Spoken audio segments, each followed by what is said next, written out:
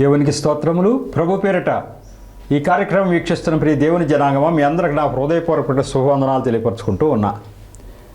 ఈరోజు 150వ ఎపిసోడ్కి వచ్చాం.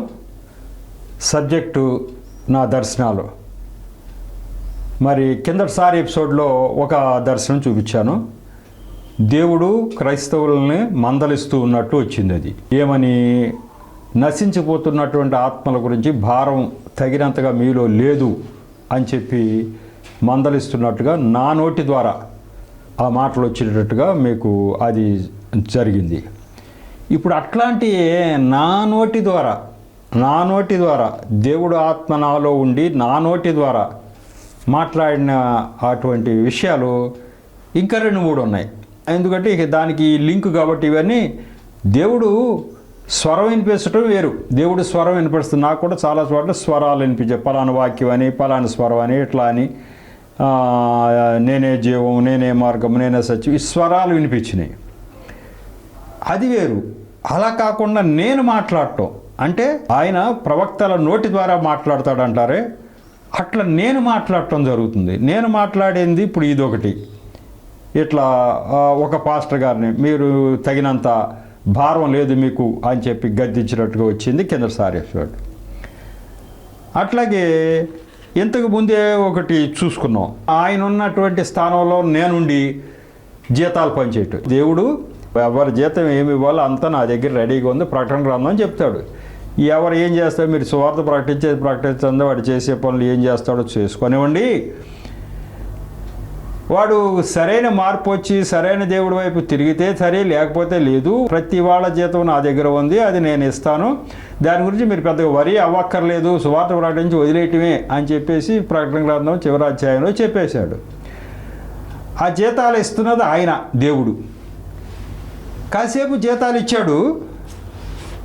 ఆ తర్వాత నాకు జీతం ఇవ్వట్లేదు, నేను ప్రధాన ఉద్యోగిని ఆయన దగ్గర.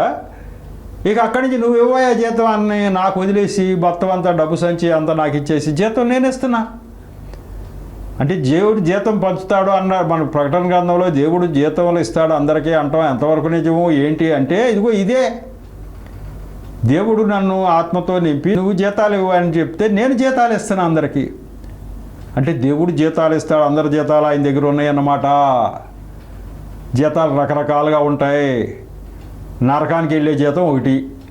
దేవుడిని నమ్మనివాడు, దేవుడి వైపు చూడనివాడు, నిర్లక్ష్యంగా ఉన్నవాడు, వాడి జీతం నరకం. ఆ జీతం ఇచ్చేయటం. దేవుడిని నమ్మినవారు వాళ్ళ జీతం ఏది? పరలోకం. దేవుడిని బాగా నమ్మి దేవుడి వల్ల ఇంకెక్కువ భక్తితో ఉన్నవాడు ఆ యొక్క పరలోకంలోనే మహిమలు. నంబర్ 1, 2, 3 స్థానాలు, మహిమలు. ఆ స్థానాలు ఇవన్నీ జీతాలు ఆయన దగ్గర. మన ఉద్యోగుల్లో పెద్ద ఉద్యోగి పెద్ద జీతం, చిన్న ఉద్యోగి చిన్న జీతం, చిన్నవాడి చిన్న జీతం. ఎట్లా ఉంటాయి అట్లా జీతాలు ఉంటాయి. ఆ జీతాలు నేనే పనిచేస్తున్నట్టుగా ఒక దర్శనం వచ్చింది. ఇంతకుముందే మీకు చెప్పేశా. నాకు జీతం ఇవ్వలేదు కానీ నువ్వే జీతం ఇవ్వయా అని నాతో జీతాలు ఇప్పించేశాడు.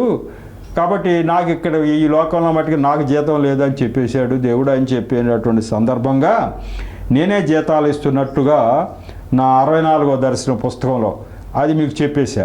అంటే ఆయన ఆత్మ నాలో ఉండి చేయించే పనులు ఒకటి ఇక్కడ గద్దించడం అయిపోయింది. దాని తర్వాత ఒకళ్ళని గద్దించడం అయిపోయింది. ఒక చోట ఏమైంది చెప్పనా? ఎంత ఆశ్చర్యం అంటే మనం అంటూ ఉంటాం. మన పాటలో ఒక పాటలో కూడా ఉంది. ఆ పాట ఏముందంటే, నేను ఎరిగి పాపం చేశాను, మీ గాయాలు రేపాను అని చెప్పి ఒక పాట ఉంది. మనం పాపం చేయటం ఏంటి, దేవుడు గాయాలు రేపటం ఏంటి అనుకుంటాం మనం. అలాగే మామూలుగా సేవకులు చెప్పే మాటల్లో కూడా చెప్తారు. ఇదిగో మీరు యేసు ప్రభుని ఎరిగిన వారు, యేసు ప్రభు బిడ్డలైన వాళ్ళు తప్పు చేస్తే దేవుణ్ణి మరొకసారి సిలువ వేసినట్టే మీరు అంటూ ఉంటారు. ఏదో టూకీగా అంటారులే ఆ మాట. నిజంగా సిలువ వేస్తారా?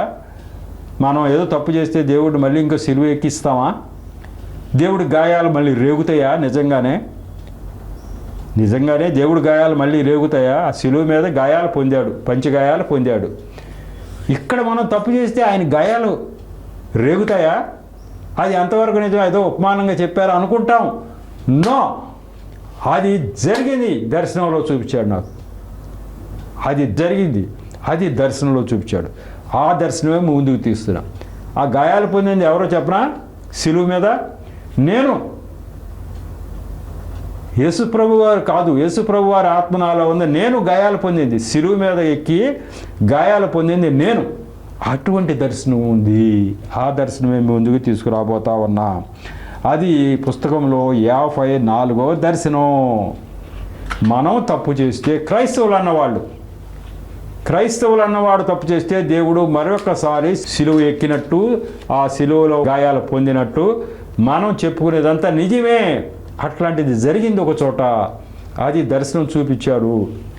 అదే విషయం ఏంటంటే అది 2016లో. మరి ముందు వెనక వస్తున్నాయి. ఇప్పుడు 2018 చెప్పుకున్నాం కదా, ఇప్పుడు 2016లో ఉంది. అది ఇట్లాంటి దేవుడు నన్ను ఆవహించి నాలో ఉండి ఉన్న మాటలు నా నోటి ద్వారా మాట్లాడుతూ, లేకపోతే నేను ఆ దేవుడు చేసేది అని అనుభవించటం, ఇటువంటివి జరిగితే నేనే సిలువ ఎక్కినప్పుడు దేవుడు నాలో ఉండి అదంతా చూపిస్తున్నాడు. అది జరిగింది ఇక్కడ 2016లో, 9/8/2016లో జరిగింది. తెల్లవారుజామున కలలో ఇలా కనిపించింది. ప్రభువును నమ్మిన ఒక ఆయన ఒక లారీలో టేకు కర్రలు లోడ్ చేసి పైన మామూలు కట్టెలు పేర్చి ఫారెస్ట్ డిపార్ట్మెంట్ వారు కళ్ళు కప్పి మామూలు కట్టెలేనని నమ్మించి లారీని పంపిస్తూ దానిలో ఉన్న అతని అనుచరుడికి అక్కడికి వెళ్ళిన తర్వాత దాని లోపల ఉన్న టేకు కర్రలు తీయండి, అవి మనకు ఉపయోగపడతాయి అని చెబుతున్నాడు. ఇదంతా నాకు క్లియర్గా దర్శనం నా కళ్ళ ముందుకు వచ్చేస్తుంది. ఒక ఆయన ప్రభు నమ్మిన ఆయన నేను ఇక్కడ పేర్లు చెప్పదలుచుకోవాలా. ఒక ఆయన ప్రభువుని నమ్మిన ఆయన ఏం చేశాడు, లారీలో ఫుల్గా లోపలంతా టేక్ కర్రలు పేర్చాడు. పైన కట్టెలు మామూలుగా పొయ్యిలో పెట్టుకునే కట్టెలు ఉంటే అవి పైన పేర్చేసి మరి వెళుతున్నప్పుడు ఫారెస్ట్ డిపార్ట్మెంట్ వాళ్ళు చెక్ చేస్తారు కదా ఇంట్లో ఏమున్నాయని. ఆ ఫారెస్ట్ డిపార్ట్మెంట్ వాళ్ళ కళ్ళు కప్పడం కోసం ఏం చేశాడు ఈయన, టేక్ కర్రలు లోపల పెట్టేసి పైనంతా ఏది పొయ్యిలో పెట్టుకునేవి ఈ సరుకు కర్రలు ఇవన్నీ ఉంటాయి, అటువంటివన్నీ పేర్చేశారు. అసలు బయటికి ఏమి ఈ టేక్ కర్రలు లోపల ఉన్నాయి అన్న విషయం మనకి ఏం కనపడకోకుండా పేర్చేయటం నేను చూస్తున్నా, నా కళ్ళతో చూస్తున్నా. అట్లా జరుగుతూ ఉంది. ఇదంతా దర్శనం అయితే ఇట్లా చూసినట్టు చెప్పేస్తారు. ఏంటంటే చూసిన దానికంటే ఎక్కువ గుర్తుంటే దర్శనాలు. మామూలు చూసింది అయితే మర్చిపోతాం కొన్నాళ్ళకి. ఇప్పుడు 2016లో జరిగింది ఇది. ఇప్పుడు 8 సంవత్సరాల క్రితం జరిగింది ఇది. ఇప్పుడు నా కళ్ళ ముందు మళ్ళీ వస్తుంది ఆ దర్శనం. మామూలుగా అయితే అట్లా వస్తాయా, రావు. దర్శనం దేవుడు మన మైండ్కి ఆజ్ఞాపిస్తాడు. అది దాన్ని మా మెమరీకి ఆజ్ఞాపిస్తాడు. అది దాంట్లో నిక్షిప్తం అయిపోద్ది. అది మన ముందుకు వచ్చేస్తూ ఉంటుంది. నేను చూస్తున్నదంతా ఆయన ఎలా చేస్తున్నాడు, మొత్తం అంతా అలా లోడ్ చేసేసి ఆయన అనుచరుడు ఉంటాడు కదా, డ్రైవర్ పక్కన ఒక ఆయన ఉంటాడు కదా, ఆయన వెళ్తూ ఉంటే ఆయనతో అంటున్నాడు ఈయన, ఇక్కడున్న ఆయన. దానిలో ఆ లారీలో ఉన్న అతని అనుచరుడికి అక్కడికి వెళ్ళిన తర్వాత ఈ ఫారెస్ట్ డిపార్ట్మెంట్లో కన్ను కప్పేసి అంతా అయిపోయి వాళ్ళ ఏదో ఆ ఊరు వెళ్ళిన తర్వాత దాని లోపల ఉన్న టేక్ కర్రలు అప్పుడు తీయండి, అవి మనకు బాగా ఉపయోగపడతాయి అని అంటున్నాడు. అంటే అది మన కోసం మనకు ఉపయోగపడతాయని ఫారెస్ట్ డిపార్ట్మెంట్లో కన్ను కప్పి పంపిస్తున్నాం. ఇక్కడ అంతా మేనేజ్ అయిపోయి అక్కడికి వెళ్ళిన తర్వాత అవి లోపలే తీయండి అంటున్నాడు. ఇదంతా నేను చూస్తున్నా, ఏంటి ఇట్లా జరుగుతుందని. నేను ఏమీ మాట్లాడకుండా ఇదంతా చూస్తున్నా. మరి మనకి అట్లా జరుగుతుంది, దేవుడు చూపిస్తున్నాడు, నేనేం మాట్లాడుతున్నా. ఎప్పుడైతే ప్రభువును నమ్మిన ఆయన ఇలా కపటంతో ఈ పని చేశాడో అప్పుడే నా మోకాళ్ళలో గాయాలైపోయినాయి, చేతుల్లో గాయాలైపోయినాయి. నేను సిలువ మీద ఉన్నాను, నాలోంచి రక్తం కారిపోతూ ఉంది. ఇప్పుడు ఈ పని చేశాడు ఈయన. నేను సిలువ మీదకి వెళ్ళిపోయా. ఆ పని చేయగానే సిలువ మీదకి వెళ్ళిపోయి మేకులు కొట్టబడిపోయినాయి. అప్పటికే రక్తం చిందిపోతుంది, రక్తం కారిపోతుంది నా ఒంట్లోంచి. మోకాళ్ళలోంచి ఈ అరచేతుల్లోంచి రక్తం కారిపోతుంది. అరచేతుల నుంచి కూడా రక్తం వచ్చేస్తుంది, మోకాళ్ళలోంచి రక్తం వచ్చేస్తుంది, అరచేతుల్లోంచి రక్తం వచ్చేస్తుంది. నీరసం అయిపోతున్నా, రక్తం అంతా వెళ్ళిపోతుంది, నీరసం అయిపోతాం కదా. నాకు ఇదంతా జరుగుతుంది, నేను నీరసం అయిపోతున్నా. కళ అంతం అయిపోయింది.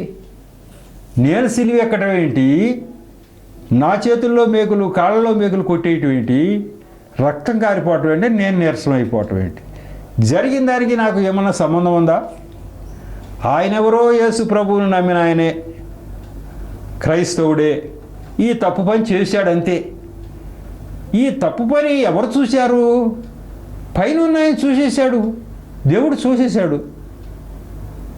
ఈయన ఫారెస్ట్ డిపార్ట్మెంట్ వాళ్ళ కన్ను కప్పగలుగుతాడు కానీ దేవుడు కన్ను కప్పగలడా? కప్పలేడు. ఎప్పుడైతే ఈయన ఈ పని చేశాడో, ఇట్లా నేను అంటే యేసు ప్రభువారు నాకు చూపించిన దర్శనాలు ఇవి ప్రత్యేకం. ఇది ఆయన స్థానంలో నన్ను ఉంచేస్తున్నాడు, ఆయన స్థానంలో నన్ను ఉంచి మాట్లాడేస్తున్నాడు నా నోటి ద్వారా. ఆయన స్థానంలో నన్ను నుంచి ఈ సిలువ ఎక్కింది ఎవరు? యాక్చువల్గా మళ్ళీ సిలువ ఎక్కి మళ్ళీ సిలువ వేయించుకున్నది ఎవరు? యేసు ప్రభు. మనం తప్పు పనులు చేస్తే ఒక విశ్వాసి జరిగేది ఎవరికి జరుగుతుంది? రాజారావు జరుగుతుందా? రాజారావు సిలువ ఎక్కుతాడా? కాదు. ఎక్కి ఆయన యేసు ప్రభు వారు సిలువ ఎక్కి ఇట్లా మేకులు కొట్టబడి రక్తం కారుతుంది మళ్ళీ. అంటే అంత శ్రమ వచ్చి పడుతుంది ఆయన మీదకి, అంత కష్టం ఆయనకి. ఆ రోజు సిలువలో ఆయన ఎంత బాధపడి ఎంత కష్టపడ్డాడు, అంత బాధ మళ్ళీ ఇప్పుడు పడతాడు నీ మూలంగా, తప్పు చేసిన వాళ్ళ మూలంగా, నీ మూలంగా, నా మూలంగా, మన క్రైస్తవులు అందరి మూలంగా. మనము తప్పు చేస్తే, ఇట్లా కపటం పని చేస్తే దేవుడు మళ్ళీ సిలువ వేయించుకోబడటం జరుగుతుంది. ఇదంతా మనం పాటలో విన్నాం. పాటలో విని ఎరిగి ఎరిగి తప్పు చేసి తిని మీ గాయాలు రేపెత్తిని అని పాట ఉంది మనకి. తప్పు చేస్తే గాయాలు రేపడం అంటే ఏదో ఒప్పాన్ రీతిగా చెప్పారు కానీ నిజంగానే రేగుతాయా అనుకుంటాం. అది ఇట్లా జరిగినట్టు నాకు మళ్ళీ ఇప్పుడు చూపిస్తూ ఉన్నాడు. ఇట్లాంటి సంఘటనే పేతురు గారి విషయంలో కూడా జరిగింది.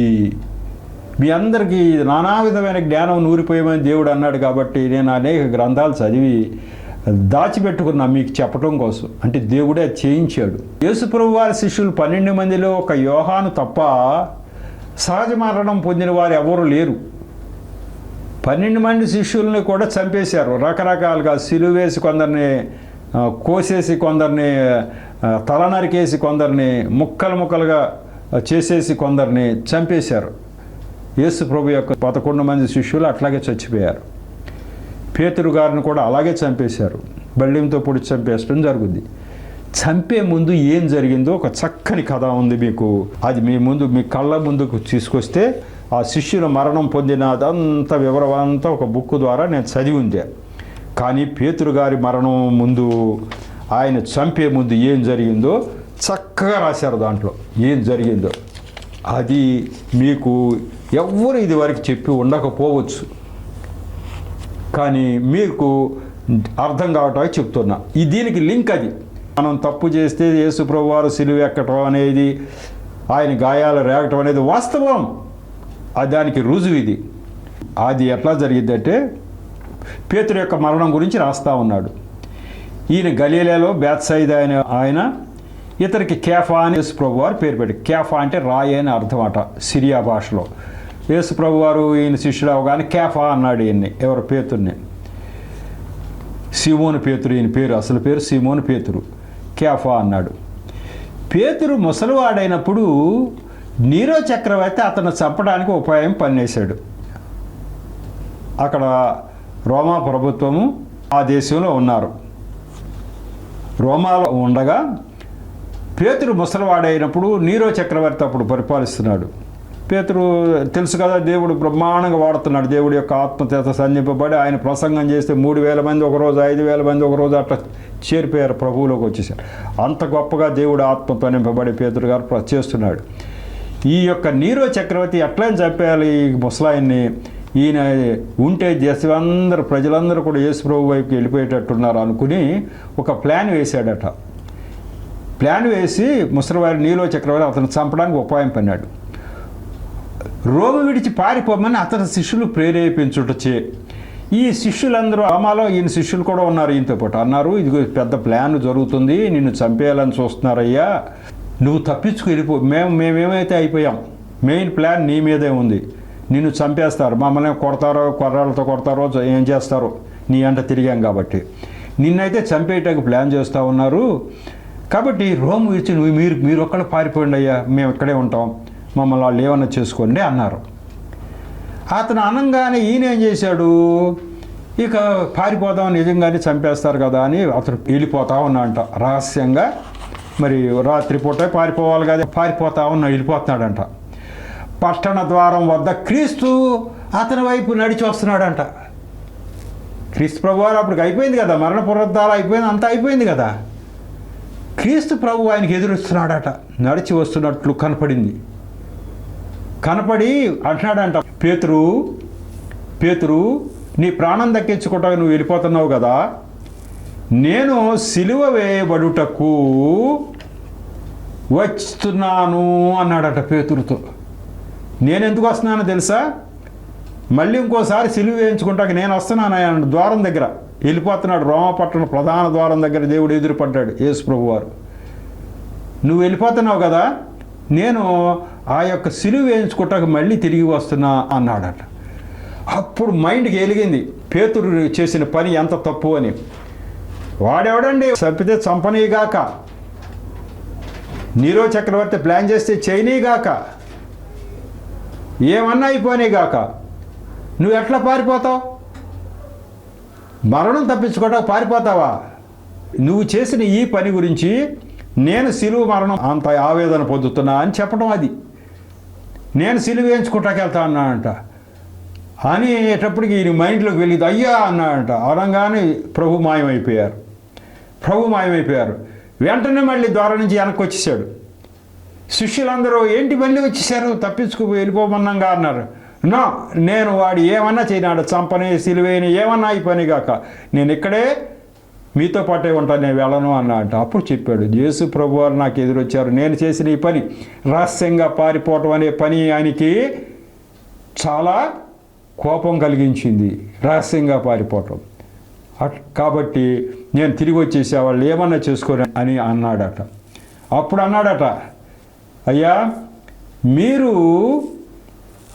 యేసు ప్రభువును సిలువేసి చంపారు, నన్ను తలకిందులుగా సిలువేసి చంపండి అయ్యా, ఇంకా ఎక్కువ దెబ్బలు కొడితే కొట్టండి దేవుడు యేసు ప్రభు కంటే, మీ ఇష్టం అన్నాడంట చచ్చిపోట. అలా చెప్పి ఆయన వేరే మరణం పొందాడు. అటువంటి మరణం పొందాడు పేతురు గారు. చూసారా, 11 మంది చనిపోవటం వాస్తవమే, పేతురు గారి విషయంలో జరిగింది ఇది. ఇప్పుడు మనం ఏమన్నా తప్పు చేస్తే యేసు ప్రభు వారు సిలువలో మరలా వేలాడవలసిన పరిస్థితి మనం ఆయనకి తెచ్చినట్టేనా కాదా? క్లియర్ కట్ ఉంది, ఇది పేతురు గారి విషయంలో జరిగింది, క్లియర్ కట్గా ఉంది. ఇవాళ నాకు దర్శనంలో చూపించాడు, ఇదిగో ఒక ఆయన చేసిన తప్పు చూసావు కదా, అట్లాంటి తప్పే కానీ నేను చూస్తే నన్ను మరలా మీరు సిలువ ఎక్కించినట్టే అని చెప్పి ప్రత్యక్షంగా నాకు దర్శనంలో చూపించాడు. ఇది ఎంత గొప్ప విషయం అండి. కాబట్టి దేవుడు నిన్న నేడు రేపు ఒకే రీతిగా ఉన్నాడు. ఇప్పుడు కూడా ఉన్నాడు దేవుడు. ఇప్పుడు కూడా మనల్ని ఎవరు చూస్తున్నారులే అనుకుని క్రైస్తవులు అన్న వాళ్ళు తప్పు చేస్తే ఆయన రోజు సిలువేస్తూనే ఉన్నాం క్రైస్తవులు. అదేంటండి మనం రోజు చర్చికి వెళ్తున్నాం, ఆయన గురించి ప్రార్థన చేస్తున్నాం, ఆయన పొగుడుతున్నాం, పాటలు పాడుతున్నాంగా అంటే, నో, నువ్వు చేసే క్రియల వల్ల ఆయన నువ్వు సిలువ ఎక్కిస్తున్నావు. ఇటువంటి తప్పుడు పనులు అన్ని జనులు కూడా చేస్తారు కానీ వాళ్ళు చేస్తే యేసు ప్రభు సిలువ ఎక్కాల్సిన అవసరం లేదు, వాళ్ళు చేస్తే ఆయనకు అంత శ్రమే లేదు. వాళ్ళకి తెలియదు కానీ నీకు తెలుసు, నువ్వు చేస్తేనే నేను సిలువ ఎక్కుతున్నా. కాబట్టి నన్ను మరలా సిలువ ఎక్కించేవాళ్ళు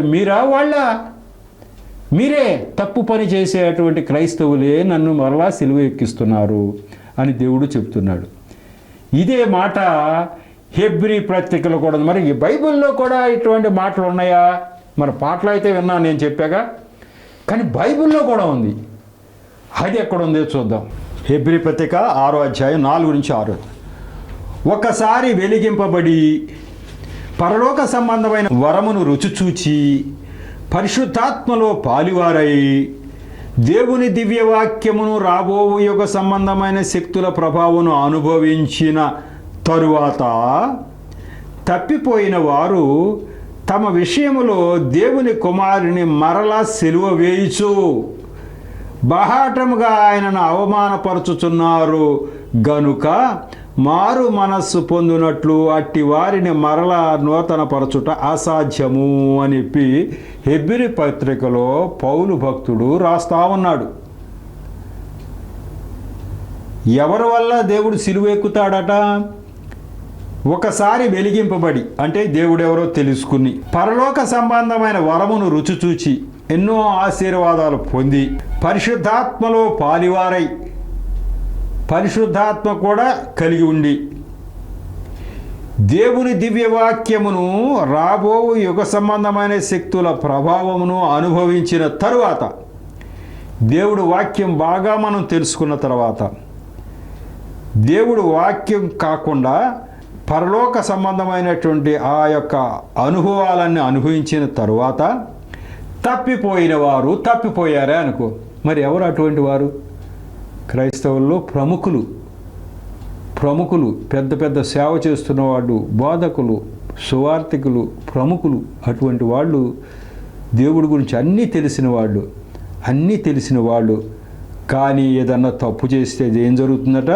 మనం చనిపోయిన తర్వాత వచ్చేటువంటి ఆ యొక్క పరలోక సంబంధమైన శక్తుల ప్రభావం అనుభవించిన తర్వాత తప్పిపోయిన వారు తమ విషయములో దేవుని కుమారుని మరలా సిలువ వేయచ్చు. మరలా దేవుని కుమారుని సిలువ వేసేసినట్టే సిలువ వేయచ్చు బహాటంగా ఆయనను అవమానపరుచుతున్నారు. బహిరంగంగా దేవుడిని అవమానపరుస్తున్నారు. 100 కన్నులు మన మీద ఉంటాయి ఎప్పుడు, క్రైస్తవుల మీద.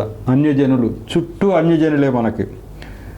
ఎన్నో కోట్ల మంది, ఎక్కువ కోట్ల మంది అన్యజనులు ఉండగా తక్కువ కోట్ల మంది మరి మనం ఉన్నాము భారతదేశంలో. మరి అందరి కన్నులు మన మీద ఉంటాయి. బాహటంగా ఆయన అవమానపరుచున్నారు. ఎప్పుడైతే మనం తప్పు చేశామో అన్యుల నోటి నుంచి ఒకటే మాట వస్తుంది, ఏం దేవుడండి వీళ్ళ దేవుడు అంటారు. చేసిన తప్పు మందేంటి?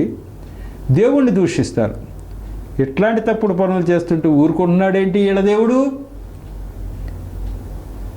అని దేవుణ్ణి దూషిస్తారు. కాబట్టి బాహాటంగా ఆయన అవమానపరుచుతున్నారు. కనుక మారు మనస్సు పొందినట్లు అట్టి వారిని మరల నూతనపరచుట అసాధ్యము అన్నాడు. అంటే ఇటువంటి వాళ్ళని మళ్ళీ మారు మనస్సు గురించి మనం ఎంత చెప్పినా కూడా రారబ్బాయి వాళ్ళ నరకమే వాళ్ళదని చెప్తున్నాడు అక్కడ. దీన్ని బట్టి జరిగిన విషయం ఏంటి అంటే, ఇట్లా అన్నీ తెలిసిన వాడు తప్పిపోయి ఇట్లాంటి తప్పు పనులు చేస్తే దేవుడిని మరలా సిలువ వేసి బహిరంగంగా అవమానపరిచినట్టే. అన్యజనులందరూ చి చి అని మనల్ని అనుకోకుండా దేవుణ్ణి కూడా అవమానపరుస్తున్నారు మన యొక్క ప్రవర్తనను చూసి. మారు మనస్సు అనేది లేకపోవటం గురించి. మారు మనస్సు మనలో ఉండాలి. అన్యజనులందరూ చూస్తాడు, వీడు క్రైస్తవుడు కదా, వీళ్ళు మారు మనస్సు ఏది, మనలాంటి మనసే ఉంది వీడికి అని అనుకోవటానికి వీలు లేకుండా ఉంటుంది. ఒకవేళ అన్నీ తెలిసి ఇట్లా తప్పిపోయిన వాడు ఇక అంతే సంగతులు, వాడి పని నరకమే అన్నాడు. అందుకనే అందరు పరలోకానికి వెళ్తారు క్రైస్తవులు అన్నవారు అనేది మాట వాస్తవమా? నో, క్రైస్తవులందరూ పరలోకానికి వెళ్ళరు. మరి ఎక్కడికి వెళ్తారు? నరకం. చిన్న చిన్న తప్పులు చేస్తే ఏమన్నా అక్కడ మహిమ తగ్గించబడి పరలోకంలో ఉంటారేమో కానీ ఇట్లా దేవుని సిలువ వేసేటంత తప్పు పనులు చేసిన వారు ఖచ్చితంగా నరకమే. దేవుడు మరి ఈ యొక్క వాక్యం కూడా ఉంది బైబిల్ గ్రంథం. దేవుడిని మరలా సిలువ వేయటం అంతా ఏదో ఉపమానంగా చెప్పారు కానీ నిజంగా దేవుడు మరలా సిలువ వేయించుకుంటాడా అంటే నిజమే. దేవుడికి అంటే అంత శ్రమ వస్తుంది, అంత ఆవేదన చెందుతాడు మనం తప్పు చేస్తే. ఇట్లా దేవుడు గద్దిస్తున్నాడండి మనం తప్పు చేస్తే. ఒకవేళ తక్కువ భారం కలిగి సువార్త మనం ప్రకటించకపోతే, ఇంతకు ముందు ఎపిసోడ్లో చెప్పా, గద్దించేస్తున్నాడు. మీకు ఎట్లా నిద్ర పడుతుందయ్యా, ఇన్ని కోట్ల మంది నశించిపోతా ఉంటే మీకు భారం ఏది అన్నాడు, గద్దించాడు. ఆయన హృదయం ఆవేదనతో నిండిపోయింది. అది నేను అనుభవించా ఆ దర్శనంలో. ఎంత ఆవేదన పడుతున్నాడు దేవుడు, అది నేను చూశా ఆ దర్శనంలో. కాబట్టి ఈ యొక్క దర్శనం ద్వారా కూడా మనం తప్పు చేస్తే దేవుడు ఎంత బాధపడతాడు మన గురించి అనేది గ్రహించాలి. మనం పోతాం, వేరే తప్పు చేస్తాం, పోతాం. ఇక మనం వెలిగించబడటం జరగదు, అసాధ్యమో, అది పోతామని చెప్పేశాడు. ఇన్ని తెలిసినవాడు నువ్వు తప్పు చేస్తే ఇంతే అబ్బాయి అని చెప్పేశాడు. మనం చెప్తా ఉంటాం, ఏం చేసినా మా దేవుడు క్షమించేస్తాడు అంటాడు. క్షమించేస్తాడు అన్నాడా? ఇక ఇంతే, వీళ్ళ సంగతి ఇంతే అని చెప్పేశాడు. అన్ని జనులు కూడా అంటుంటారు, మీరు ఎన్ని తప్పు పనులు చేసినా కూడా దేవుడు క్షమిస్తాడంట, ఎంతవరకు న్యాయం అంటారు. క్షమిస్తా అన్నాడా? నా నేను క్షమించను అన్నాడు, అంతే. నా ఆలయానికే అసలు రమ్మన్నవాడు ఎవడు అన్నాడు. ఒక ఎపిసోడ్లో చెప్పే మీ మారు మనసు లేకుండా నా ఆలయానికి రమ్మన్నవాడే, నా మందిరానికి రమ్మన్నవాడెవడు? ఎందుకు వచ్చావు? నేను చెవులు మూసుకుంటాను, నువ్వు ప్రార్థన చేయి, ఏమన్నా చేయి, విన్నాం. కళ్ళు మూసుకుంటాను, నువ్వేం చేసినా సరే నువ్వు చూడను అన్నాడు. అంత న్యాయవంతుడు, అంత ధర్మాత్ముడు, ఆ ధర్మమైన ప్రవక్తను కలిగినటువంటి దేవుడు మన దేవుడు. ఈ దేవుడి గురించి అన్ని జనులకు తెలుసా ఇంత బాగా? ఏదో శిలువయాగం చేశాడని ఒక్క పదం తప్ప దేవుడు ఎంత వివరంగా అన్ని జనులకు తెలుసా? తెలీదు. నాకు తెలియలే 60 సంవత్సరాల వరకు. మరి ఎవరు చెప్పాలి వాళ్ళకి? మనమే ఏ రకంగా చెప్తామో చెప్పాలి. ఇప్పుడు పరిస్థితులు యేసు ప్రభువుని నమ్మండి అని చెప్తే ఇబ్బంది వస్తూ ఉంది, పరిస్థితులు వస్తున్నాయి. దేవుడు నాకు చెప్పేశాడు, నమ్మండి ఆయన చెప్పొద్దు అన్నాడు, అంతే. నమ్మండి అనే పదం మీరు వాడద్దు అన్నాడు, నాకు చెప్పేశాడు. ఏం చెప్పాలి? మీరు సువార్త ప్రకటించాల్సిందే. మరి నమ్మండి అని చెప్పకుండా ఇంకేం చెప్తామండి, ఇంకేం సువార్త ప్రకటిస్తామంటాం మనం. సువార్త ప్రకటించడం మామూలుగానే జరగాలి. దేవుడి జ్ఞానం ఇస్తున్నాము తీసుకోండి అని చెప్పి అదే సువార్త. దేవుడి జ్ఞానం ఇవ్వటం ఇవాళ ఏంటి?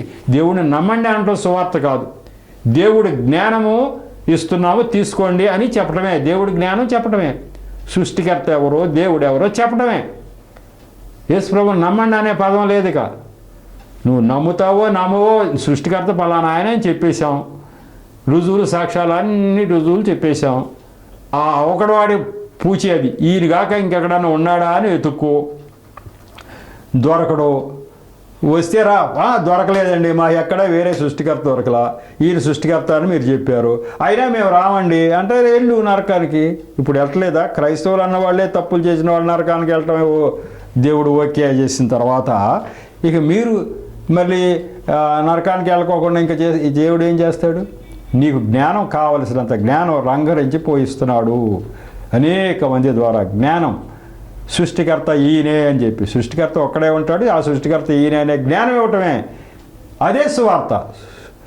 సృష్టికర్త ఒక్కడే, ఆయన ఈయనే అనే జ్ఞానం ఇవ్వటమే సువార్త. ఈ సువార్త ప్రకటించు. సువార్త ఏం ఆగటానికి లేదు. నువ్వు యేసు ప్రభువును నమ్ము అంటే పదం చెప్పాల్సిన పనే లేదు. అది ఇప్పుడు చెప్తున్నటువంటి మాటలు. కాబట్టి సృష్టికర్త ఎవరనే జ్ఞానాన్ని, దేవుడి యొక్క జ్ఞానాన్ని మనం ఇవ్వమని దేవుడు చెప్తూ ఉన్నాడు. నిజమైన అసలు బైబిల్ గ్రంథంలో రాసినవన్నీ నిజాలేనా అని ఎవరైనా అడిగితే దానికి చక్కని మాట. ఇప్పుడు బైబిల్ గ్రంథంలో ఉన్న మాట ఎబ్రీ పత్రికలో రాశారు. మనం తప్పు చేస్తే ఆయన మనం సిలువ ఎక్కించినట్టే అనే చెప్పారు. పేతురు గారి మరణం ద్వారా చూసాం. పేతురు గారికి డైరెక్ట్గా ఆయన ప్రత్యక్షమయ్యాడు. నువ్వు చేసిన పని వల్ల అయ్యా నేను సిలువ ఎక్కుతున్నానని చెప్పాడు. 2 ఆ తర్వాత నేను నా యొక్క దర్శనం నేనే సిలువ ఎక్కినట్టు చూపించేశాడు ఒక ఆయన తప్పు చేయటం వల్ల. ఇప్పుడు ఇంకా రుజువులు కావాలంటే అసలు బైబిల్ గ్రంథంలో రాసిన ప్రతి మాట కూడా మనుషులు రాయలేదు. బైబిల్ గ్రంథాన్ని రాసిన వాళ్ళు 36 మంది రాశారు, బైబిల్ గ్రంథం రాశారు. కానీ వాళ్ళు కాదు రాసింది బైబిల్ రాసింది దేవుడు, పరిశుద్ధాత్మ దేవుడు. అదేంటండి అన్ని గ్రంథాలు, అన్ని దేవుడి గ్రంథాలు మనుషులు రాస్తారు కదా, మరి మన గ్రంథం దేవుడు రాశారంటారు ఏంటంటే, మన గ్రంథం ఖచ్చితంగా దేవుడే రాశాడు. అన్ని గ్రంథాల సంగతి మనకేలా? ఈ గ్రంథం అయితే దేవుడే రాశాడు. దానికి చక్కని రుజువులు 2-3 చెప్పదలుచుకున్నా నేను. ఎందుకంటే ఈ బైబిల్ గ్రంథంలో రాసింది ప్రతిదీ నిజమే అని మీకు రూఢి అయితే మీరు ఎవరికైనా చెప్పడానికి ఇగో ఇది ఆధారాలని చెప్తారు.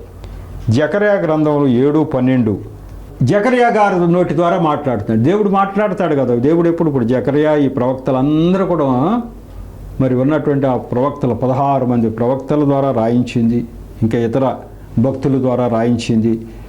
16 మంది ప్రవక్తల ద్వారా రాయించిన మాటలు దేవుడే వాళ్ళ నోటి ద్వారా మాట్లాడాడు. ఏంటి? 12 ధర్మశాస్త్రమును పూర్వీకులైన ప్రవక్తల ద్వారా సైన్యములకు అధిపతియగు యెహోవా తన ఆత్మ ప్రేరణ చేత తెలియజేసిన మాటలను తాము వినకుండునట్లు హృదయములను కురివెందము వలె కఠినపరుచుకునేరి గనుక సైన్యములకు అధిపతియగు యెహోవా యొద్ద నుండి మహోగ్రత వారి మీదకి వచ్చెను. అది జకర్యా గారి ద్వారా చెప్తా ఉన్నాడు. ఎందుకు వచ్చింది వీళ్ళంతా? జకర్యా గారు ఎప్పుడు అంటే యేసుప్రభు వారు ఈ లోకానికి రాకముందు 520 సంవత్సరాల క్రితం జీవించినటువంటి ఒక ప్రవక్త. ఆయన చెప్తా ఉన్నాడు, దేవుని బిడ్డలు అంటారు కదండి. 70 సంవత్సరాల బబులోని చెరకు వెళ్ళి అప్పుడే వచ్చారు వీళ్ళు. ఎందుకు వచ్చారు? ఎందుకు 70 సంవత్సరాల ఆ యొక్క చెర బానిసత్వానికి వెళ్ళవలసి వచ్చింది దేవుని బిడ్డలు అని అంటే, దానికి జకర్యా చెప్తున్నాడు, వీళ్ళందరూ బానిసలుగా వెళ్ళవలసిన కారణం ఏంటి అంటే, వాళ్ళు చేసినటువంటి తప్పు పని ఒకటి ఉంది. ఆ తప్పు ఏంటి అంటే, ధర్మశాస్త్రాన్ని పూర్వీకులైన ప్రవక్తల ద్వారా సైన్యములకు అధిపతికి యెహోవా తన ఆత్మ ప్రేరణ చేత తెలియజేసిన మాటలు. అది బైబిల్ గ్రంథం ఎవరు రాశారు? ఇప్పుడు పాత నిబంధన అంతా ఉంది, అందరూ రాసుకుంటూ వచ్చారు. వాళ్ళు రాశారా? లేదట. యెహోవా తన ఆత్మ ప్రేరణ చేత తెలియజేశాడు మాటలన్నీ. దేవుడు ఆయన ఆత్మ ప్రేరణ చేత తెలియజేశాడు. అంటే దేవుడే రాయించాడా? మనుషులు రాశారా? రాయలే. అట్లా దేవుడే తన ఆత్మ ప్రేరణ చేత రాయించిన మాటల్ని తాము వినకుండునట్లు హృదయాలను కురివిందం వలె కఠినపరుచుకున్నారు. ఇజ్రాయెల్ ప్రజలు చేసిన తప్పు అది. ఆ మాటలన్నిటిని, ఆజ్ఞలన్నిటినీ వినలా, హృదయాలు కఠినపరుచుకున్నారు. అందుకనే సైన్యములకు అధిపతికి యెహోవా యొద్ద నుండి మహోగ్రత వారి మీదికి వచ్చెను.